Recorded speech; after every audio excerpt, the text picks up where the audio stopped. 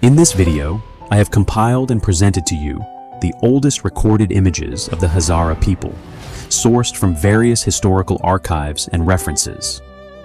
This collection offers a visual narrative of the lives, traditional attire, resistance, and suffering of the Hazara people during the 19th and early 20th centuries, spanning from the valleys of Bamyan to Ghazni and Kabul during the turbulent reign of Emir Abdur-Rahman Khan. Before we begin, I kindly ask you to subscribe to the channel and share your thoughts with us in the comment section.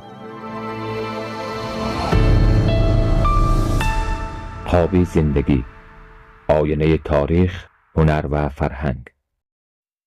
1. This artwork depicts a Hazara man in traditional attire, including a turban and a fur-trimmed vest, standing on an elevation with the Buddha of Bamyan visible in the background. This piece highlights the cultural clothing of the region in the 19th century, approximately 186 years ago. The artist is not definitively known, and various sources attribute it to different painters. However, it is highly likely a work by James Atkinson.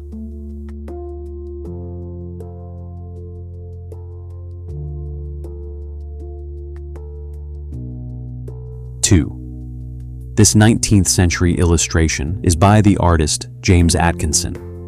It portrays individuals in traditional clothing set against the backdrop of the Bamyan Valley in Afghanistan.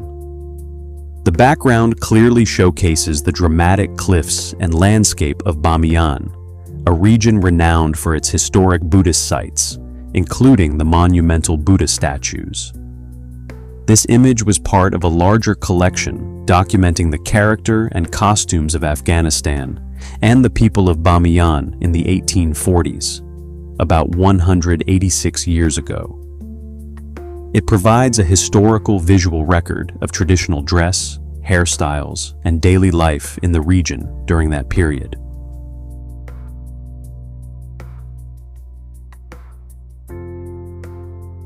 3. This painting is titled Hazara Men from the Villages near Ghazni, 1840, 186 years ago, created by the British artist James Atkinson.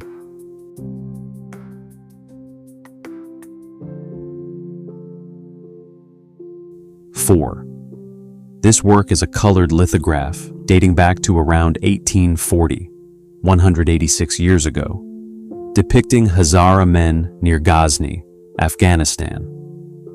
Attributed to James Atkinson, this painting serves as a historical document of the traditional attire, physical features, and indigenous culture of the Hazara people in the 19th century, showcasing their distinct appearance in that region.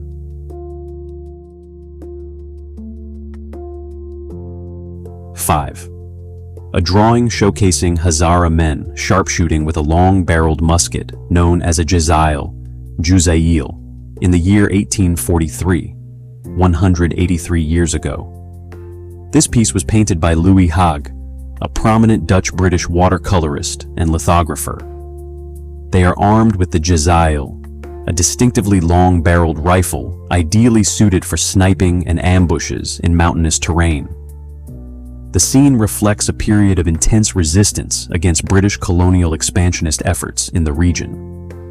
The warriors wear traditional garments, including turbans and loose robes, consistent with Hazara fashion of the 19th century. The background depicts fortified structures and fortresses. 6. Wali Mohammed, a Daizangi Hazara who worked as a muleteer, mule driver, in the British Indian Army in 1879, 147 years ago, during the Second Anglo-Afghan War. The Illustrated London News, published on April 26, 1879, shared the following details about him.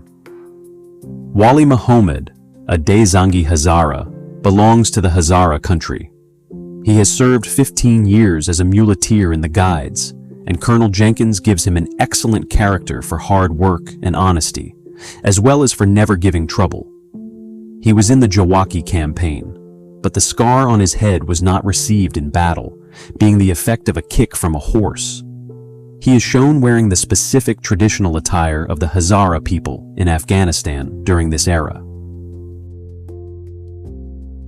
7. This historical photograph, taken by John Burke between 1878 and 1880, 146 to 148 years ago, during the Second Anglo-Afghan War, depicts a group of Hazara leaders from Behsud in an outdoor setting. This valuable image includes chieftains, sardars, in traditional dress, along with an individual riding a mount or mule on the right, providing documentation of the political and military figures of the Hazara people in central Afghanistan. The photographer of this image is John Burke, a prominent Irish photographer who traveled with the British Army in the region. 8. This historical photograph is titled Group of Hazaras, taken around 1878 to 1880. Photographer. This photograph was taken by Dr. Benjamin Simpson during the Second Anglo-Afghan War, 1878 to 1880, approximately 146 to 148 years ago. 9. This image shows Hazara men in an Afghan marketplace during the campaigns of genocide. They were likely enslaved and are seen carrying heavy loads and performing forced labor. Circa 1890, about 136 years ago. 10. A Hazara woman and a concubine child with a Pashtun man in Kandahar. Following the massacres perpetrated by Abdur Rahman Khan, the Hazaras were driven from their ancestral lands and estates and subsequently sold into slavery, circa 1890, about 136 years ago. 11. This photograph captures a moment of hardship and deprivation endured by the Hazara people, reflecting the historical persecution they faced in Afghanistan during the reign of Emir Abdur Rahman Khan in the late 19th century, circa 1890, 136 years ago. This photograph is frequently cited to illustrate the severe impact of the persecution the Hazara people confronted under Emir Abdur Rahman Khan's rule. 12. An image of a Hazara man blown from a gun strapped to a cannon, moments before execution by the army of Abdur Rahman Khan. Late 1890s, approximately 127 to 131 years ago. 13. This image depicts a historical moment of oppression in Afghanistan during the late 19th century, circa 1890, about 136 years ago. The photograph shows Hazara, people bound together in chains, captured during the brutal military campaigns of Emir Abdur Rahman Khan. 14. This image captures a historical moment from the late 19th century regarding the Hazara people in Afghanistan.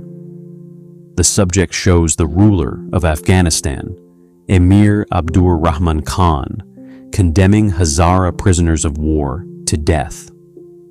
This scene reflects the violent suppression of the Hazara people in the 1890s, a period marked by severe conflict and atrocities. The image is a wood engraving dating back approximately to 1890 or 1893, about 133 to 136 years ago. It depicts Hazara prisoners in chains brought before the Emir, with one of them pleading for mercy and pardon from Abdur Rahman Khan. This illustration was originally engraved on wood by the British artist Sidney Prior Hall. 15. On October 20th, 1893, about 133 years ago, Emir Abdur Rahman Khan sold 10,000 captured Hazara people into slavery. The Hazaras, a persecuted minority in Afghanistan, had launched an uprising the previous spring against the oppression inflicted upon them. The revolt was brutally suppressed, and a vast number of rebels were imprisoned.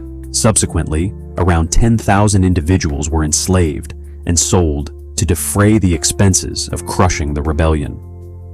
This image shows Hazara, women who may have been enslaved, tending to the children of their masters. 16. Some sources attribute this image to Hazara men at the historic Punjab caravanserai in Bamyan, around the year 1915, about 111 years ago. However, I did not find definitive archival verification regarding this specific photograph. The Punjab caravanserai served as a resting point for travelers and merchants along the ancient Silk Road, connecting eastern and western trade routes. Strategically located on the transit route linking Kabul, Bamyan, and Balkh to the provinces of Ghor and Herat, this caravanserai provided shelter and security for caravans transporting goods and people. The attire and clothing of these men are highly remarkable, a style of dress that is no longer worn by the people today. 17. An image from Kabul, likely from 1955, 71 years ago, showing a Hazara man lost in sorrowful thought. He is likely among those who were displaced and forced to flee from their ancestral homelands.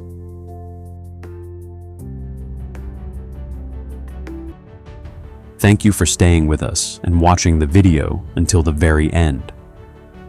These images, in addition to recounting a fraction of the displacement and suffering of the Hazara people, also reflect their historical style of dress and attire. Clothing that once formed a core part of their cultural and historical identity. In contrast, the contemporary attire worn by these people today largely represents an imported culture and the Punjabi style of dress,